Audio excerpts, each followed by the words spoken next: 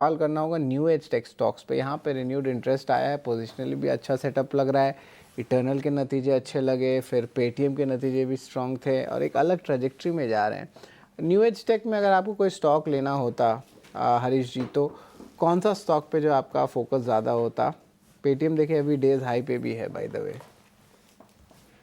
बिल्कुल शरद जी, अगर देखा जाए तो न्यूयॉर्क टेक स्टॉक्स में देखा जाए तो पेटीएम ही मेरा बेस्ट पिक रहेगा। देखा जाए तो लास्ट कुछ दिनों से कंटिन्यूस अप ट्रेंड देखने मिल रहा है और लॉन्ग टर्म चार्ट स्ट्रक्चर में देखते हैं तो जो प्रीवियस रेजिस्टेंस जोन बन रहा था 1050 1070 के पास, उसके ऊपर क्लियरली क्रॉस कर चुका है पिछले हफ्ते में। तो मुझे लग रहा है कि यहाँ से अभी भी रैली अभी भी देखने मिल सकती है ऊपर की ओर, क्योंकि जिस तरीके से जो ब्रेकआउट दिया है 1070 का लेवल्स का, तो मुझे लगा कि यहाँ पे एक क्लियरली एक लॉन्ग टर्म चार्ट्स पे एक ब्रेकआउट दिया है, बुलिश ब्रेकआउट। और मुझे लग रहा है कि एक शॉर्ट टू मीडियम टर्म में स्टॉक 1300 का लेवल भी तक जाने के चांसेस उम्मीद रख सकते हैं। तो मुझे लग रहा है कि पेटीएम भी मेरा बेस्ट पिक रहेगा, करंट लेवल्स पे भी बाय कर सकते हैं।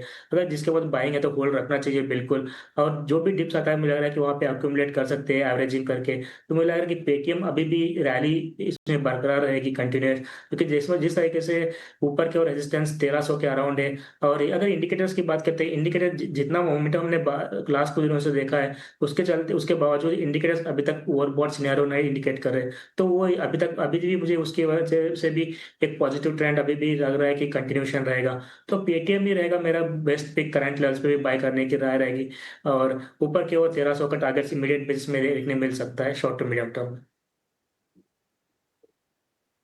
इंपॉर्टेंट फोकस रहेगा न्यू एज टेक स्टॉक्स पे, हरीश जी की तरफ से जो राय आ रही है। लेकिन चलिए वो मेटल स्पेस पे आते हैं। जेएसडब्ल्यू स्टील, टाटा स्टील, दोनों पे अच्छी अपमूव आई है। जेएसडब्ल्यू स्टील स्टॉक 3% ऊपर है। आपको मेटल स्पेस में कहीं पे अभी रिस्क रिवॉर्ड रेशियो थोड़ा फेवरेबल लग रहा है? थोड़ा सा वॉलेटाइल स्पेस ये रहता ही है, ग्लोबल क्यूज, चाइना की डेवलपमेंट्स और इंटरनेशनल प्राइसेस से भी जो है लिंक्ड रहते हैं ये सारे स्टॉक्स। लेकिन आज देखें टाटा स्टील में भी अच्छी अपमूव आई है, जेएसडब्ल्यू स्टील तो टॉप गेनर भी है निफ्टी मेटल इंडेक्स का। तो ज़रा बताएं मेटल स्पेस में आपको कुछ अच्छा लग रहा है यहाँ से? बिल्कुल। तो देखिए जेएसडब्ल्यू स्टील काफी अच्छे टेक्निकल ब्रेकआउट में ये स्टॉक आया हुआ है। लेकिन मैंने बहुत बार देखा है कि ये स्टॉक है ना, अपने ब्रेकआउट में आने के बाद हमेशा एक वापस से ब्रेकआउट फेल्यूर में कन्वर्ट हो जाता है। तो बेटर है कि इन लेवल्स पे अगर फोकस करना ही है तो मैं कहूंगा कि यहाँ पे एक स्टॉक है जहाँ पे तेजी बन सकती है, वो है हिंडाल्को। 714 715 के करीब ट्रेड कर रहा है। एक बड़े टेक्निकल फॉर्मेशन का उसने रेजिस्टेंस ब्रेक किया हुआ है। बेस्ड ऑन दैट मुझे लगता है स्टॉक कम से कम 750 तक के लेवल्स दिखा सकता है। डाउन साइड काफी प्रोटेक्टेड है, 714 के करीब ट्रेड कर रहा है। अगर पोजिशनल व्यू हो तो करंट लेवल से खरीदना चाहिए। अगर वेरी शॉर्ट टर्म व्यू हो तो स्टॉप लॉस रखना चाहिए यहाँ पे 700 रुपए का, क्योंकि स्टॉक थोड़ा सा वॉलेटाइल भी है। लेकिन हमें लगता है कि इसमें पोटेंशियल है कि ये 750 जा सकता है।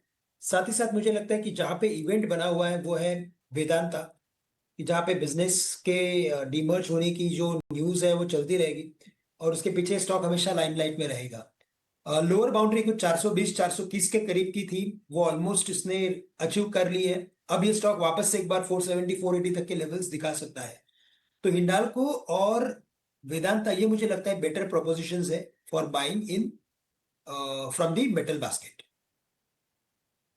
बास्केट में जो देखिए हिंडाल्को पे नज़र ज़रूर रहेगी, वेदांता भी एक डिविडेंड प्ले। एक न्यूज़ फ्लैश